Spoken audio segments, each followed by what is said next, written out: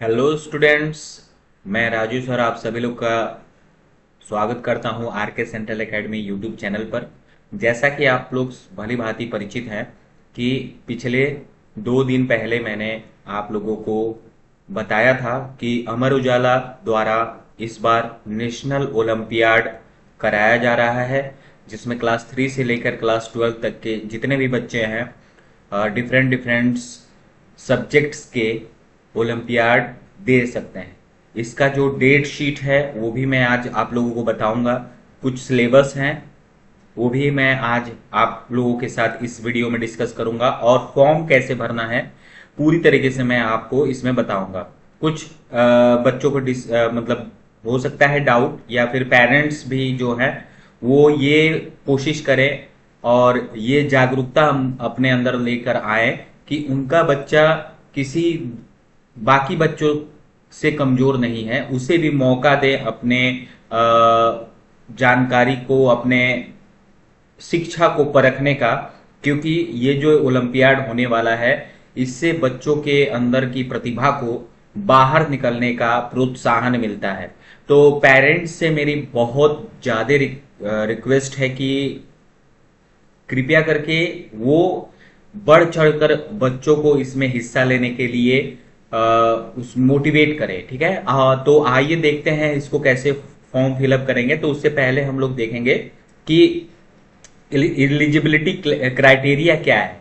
ठीक है ना, जो एग्जाम का स्ट्रक्चर है उसके अकॉर्डिंग। तो आप जानते हो कि क्लास 3 से लेकर क्लास 5 तक 40 क्वेश्चंस पूछे जाते हैं डिफरेंट डिफरेंट सब्जेक्ट्स में। ठीक है ना, तो राउंड 1 जो होगा वो स्कूल लेवल होगा, स्कूल लेवल का होगा, ओपन फॉर ऑल स्टूडेंट, मतलब सभी स्टूडेंट्स जितने भी स्कूल के थ्रू ओलंपियाड में पार्टिसिपेट करेंगे वो सभी स्टूडेंट्स जो हैं इसमें एग्जाम देंगे। ठीक है, फिर क्या होगा जब रिजल्ट आ जाएगा राउंड 1 का, तो उस रिजल्ट आ जाएगा। जब राउंड 1 का रिजल्ट आएगा उसमें देखा जाएगा कि टॉप 20% स्टूडेंट्स को लिया जाएगा राउंड 2 के लिए। ठीक है ना, और ये जो एग्जाम होगा वो नेशनल लेवल का होगा। अभी ये क्या है, ये उत्तर प्रदेश के ही अंदर के बच्चों के का होगा। ये उत्तर प्रदेश में जो जितने भी स्कूल से बच्चे पार्टिसिपेट करेंगे, ठीक है, तो उनके लिए होगा ये। और उसके बाद से जब वो एग्जाम दे देंगे, उनका रिजल्ट आ जाएगा, तो उसमें जो टॉप 20% स्टूडेंट्स होंगे उनका नेशनल लेवल पे होगा, मतलब ऑल ओवर इंडिया में जितने भी स्कूल्स हैं उनसे उनका कंपटीशन कराया जाएगा। तो क्लास 3 और क्लास 5 से 40 क्वेश्चन पूछे जाते हैं, और क्लास 6 से क्लास 12 तक 50 क्वेश्चन पूछे जाते हैं पर्टिकुलर हर एक सब्जेक्ट से। तो आइए देखते हैं कि कौन कौन से सब्जेक्ट्स पूछे जाते हैं। तो शेड्यूल देख लेते हैं। शेड्यूल जो है, पहले इंग्लिश का होगा, तो ये 6 नवंबर को होगा आपका। ठीक है ना, क्लास 3 से 12 तक। फिर जनरल नॉलेज का होगा 3 से 12 10th क्लास तक। फिर 3 से 10th क्लास मैथमेटिक्स का है 10 नवंबर को। फिर 11 नवंबर को 6 से 10th तक साइंस का है, लॉजिकल रीजनिंग का है 3 से 12 तक 12 नवंबर को। फिर 13 नवंबर को जो है 6 से 12 तक फाइनेंशियल अवेयरनेस का है। फिर उसके बाद से technology and AI, artificial intelligence. जैसे कि आप सभी लोग जानते हैं कि एजुकेशन हो, चाहे मेडिकल साइंस हो, चाहे किसी भी क्षेत्र में एआई का बहुत ज्यादा तरीके से इस्तेमाल किया जा रहा है। तो इससे फैमिलियर होने के लिए बच्चों को अभी से क्या किया जा रहा है, मोटिवेट किया जा रहा है, ताकि वो आने वाले समय में इससे काफी ज्यादा कुछ बेनिफिट्स ले सके। तो ये जो टेक्नोलॉजी और एआई है ये 6 से 12 तक का ही है बस। फाइनेंशियल अवेयरनेस और टेक्नोलॉजी एंड एआई ये क्लास 6 से 12 तक का ही है, 3rd से नहीं है, ये 3rd से 5th तक का नहीं है। ये दोनों सब्जेक्ट। ठीक है, तो ये जो होगा आपका 13 नवंबर को होगा, और ये दोनों ही आपका 13 नवंबर का होगा। ठीक है, तो आ गई बात समझ में। तो ये पूरा शेड्यूल है, आप लोग इसको अच्छे तरीके से समझ लीजिएगा। ठीक है, कि क्या इसमें शेड्यूल दिया गया है। ठीक है, वीडियो को पॉज करें। तो आइए देखते हैं कैसे हम इस फॉर्म को भर सकते हैं। जब आप स्टूडेंट हैं तो यहाँ पर आप इस लिंक को मैं वीडियो के डिस्क्रिप्शन में डाल दूंगा। जैसे ही आप इस लिंक को अपने मोबाइल में के किसी ब्राउजर में आप इसको ओपन करेंगे तो आपको ऐसा एक इंटरफेस देखने के लिए मिलेगा।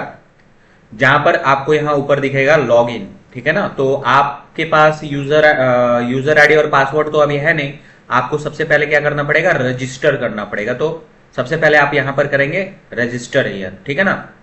तो मोबाइल में भी जैसे ओपन करेंगे तो सेम ही चीज आपको दिखेगा, ठीक है ना। बस यहाँ पर मैंने इसको लैपटॉप में अपने सिस्टम में ओपन किया है तो आपको ऐसा दिख रहा है, ठीक है। तो यहाँ पर रजिस्टर हियर पे क्लिक करेंगे हम। तो जैसे रजिस्टर हियर पे क्लिक करेंगे तो यहाँ पर आपका ऐसा एक ये खुल के आ जाएगा पेज।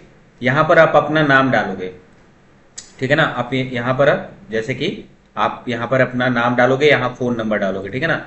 तो जैसे कि यहाँ लिखा हुआ है, once you proceed to this screen you cannot go back and the detail cannot be edited later. तो ध्यान से देखिएगा, जब भी आप अपना नेम एंटर करें तो ध्यान ये रखें कि आपके नेम का स्पेलिंग या फिर आपके नेम का जो टाइटल है वो चीज गलत ना हो।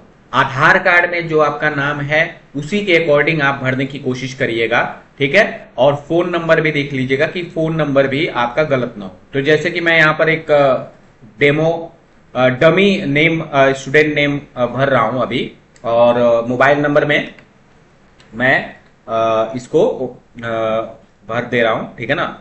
यहाँ पर तो ये हो गया।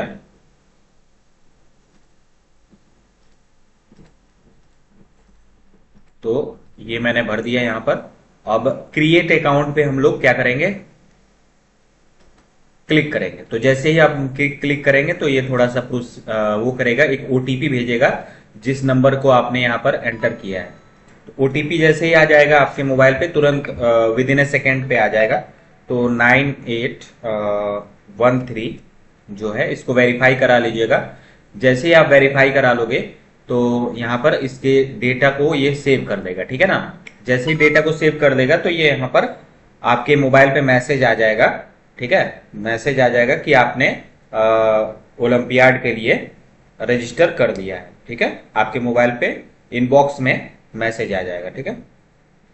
अब देखो यहां पर क्या करना है, यहां पर आपको क्लास फिल करना है, ठीक है ना। क्लास आपका कौन सा क्लास है, स्टेट कौन सा है, सिटी कौन सा है।